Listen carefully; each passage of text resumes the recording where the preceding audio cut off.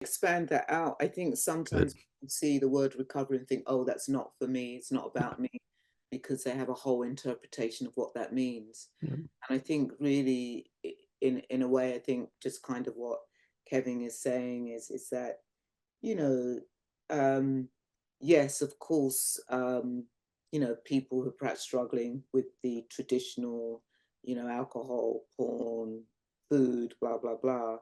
And it's bigger than that because, I know for myself that when I was able to let go of what I called my gross addictions, I can remember waking up in bed and thinking, oh my God, my biggest addiction is my stinking thinking. Yeah. So, it's so in a way, I think it's for people who really want to have more freedom from their habits, more freedom from their mental states.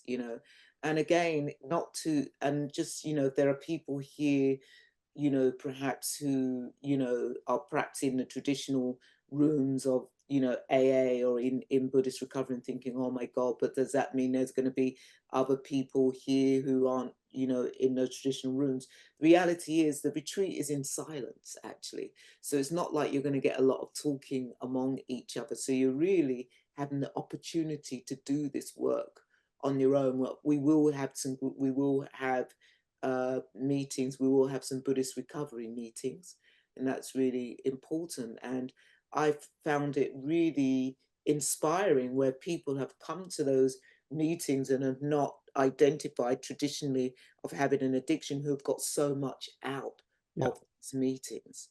So in a way, it's like, if you're really wanting to change your habits, really want to work with your mental states, really, then come, because in a way life is all about recovery as far as I'm concerned. I Yeah. always say that, you know when we get to our early 20s, we spend out that decade of the 20s trying to recover from our childhoods. Right. So yeah.